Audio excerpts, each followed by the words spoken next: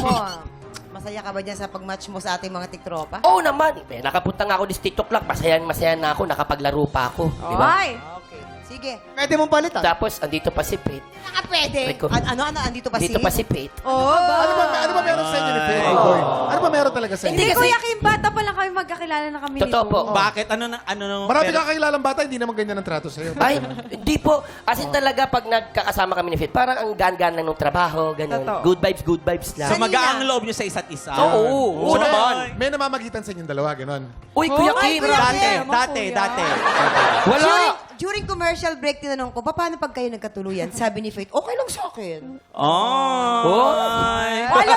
Alamin na kung may na-match ba. Oo Ito nga. naman, ay, Oo nga oo. pala. Eto na. Alamin na natin kung may na-match ka ba, Buboy? Meron yan. Anong sabi ng balita? Tama ko lahat dyan. Ha? Oh.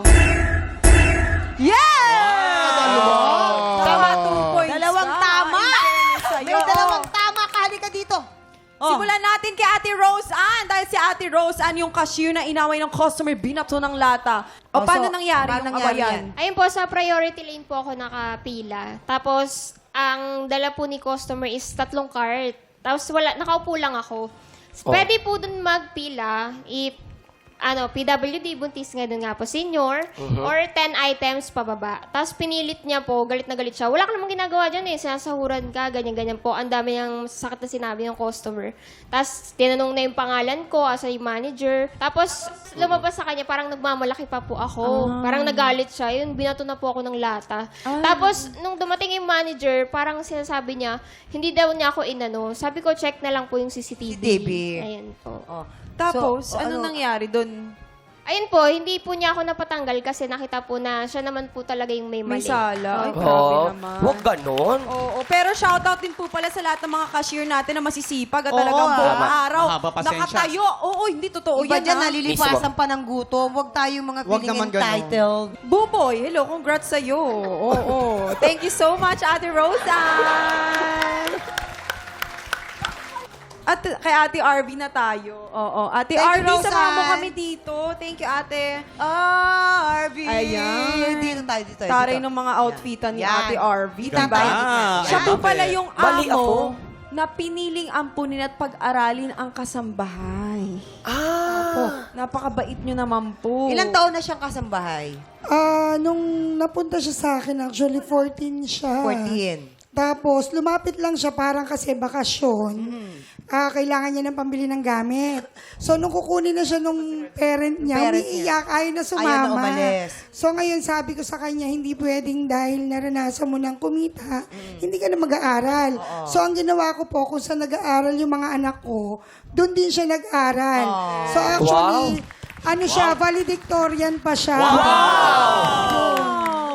Maraming salamat po. Sana dumami pa yung mga kagagaya mong amo. Mismo. No? Kasi iba talaga yung edukasyon eh. Diba? Tama. Yun yung sandata natin habang buhay. Totoo so, po isa yan. kayo sa nakapagbigay ng pangarap niya sa buhay. At Yes. malaking blessings po talaga ang darating pa sa inyo. Thank you. Amen. Baka po gusto nyo siyang batiin. Oo At saka yung nga. mga anak niyo Ayan, po. Madel, sobrang proud ako sa inyo. Actually, magkapatid sila. Proud ako sa inyo ni Melay sa kung anong meron kayo. So, habang buhay, alam ko, mahal na mahal niyo ako ng buong family niyo at ng mama ko. I love you mga anak-anak ko. Yes. At dahil naman, hindi ka po naulaan ni Buboy. Congratulations. May additional cash prize ka from Ay, TikTok thank Love. you! Congratulations. Marami na namang magiging masaya. God bless you, Yeah, ma'am. Maraming i-share salamat natin ang Thank blessings you. na yan. Thank you, Miss Arvy. po. Okay lang din pala na mali ako sa kanya. Oo, okay naman No? din. Okay lang Dito din. naman tayo kay Ate Jonalyn. Ate ka po. Jonalyn, sumama kami dito sa gitna. Siya po yung palaboy, pinag-aral ang sarili. Graduate na ngayon. Wow. Anong tinapos? Okay. Ano po? Nakatapos po ng senior high po. Okay. Ilang taong ka naging palaboy? Ilang taong ka nun? Ano po, mga 13 years old po. Bakit? Kung pwede bang malaman ba? Kasi po nung baby ako, pinamigay po ako ng Ng parents parents mo? ko po sa kamag-anak po namin. Hanggang sa nagpasapasahan na po sila. Nag-decide po ako na umalis na lang po kasi ang hirap po ng pinagpasapasahan ka pero hindi ka naman kayang tustusan. Kaya nung time na yun, nag-decide ako sa lansangan na lang. Parang maghanap ng sariling buhay. Hindi mo na nakikita yung mga magulang mo. Hindi na po. Magmula nang iniwan ka nila. Opo.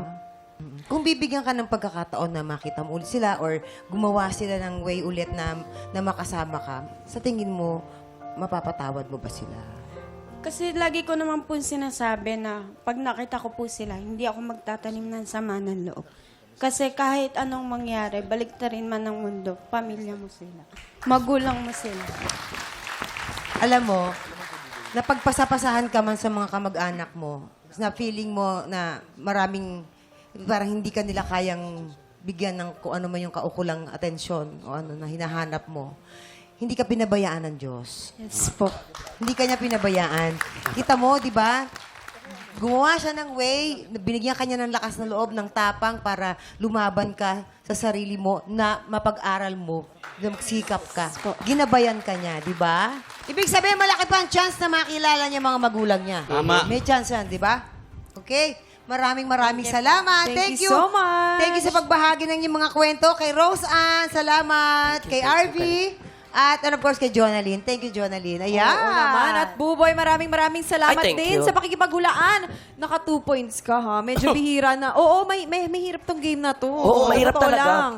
Paki-invite naman ang mga tiktropa.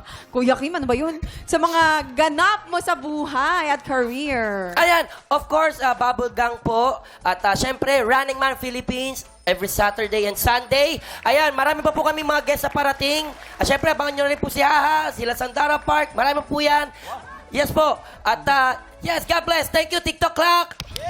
Maraming salamat, Buboy. Thank you very much. Mga tiktropa, susunod na tapatan ng mga Pilipino may pusong kampiyon. Tanghalan ng kampiyon sa pagbabalik ng TikTok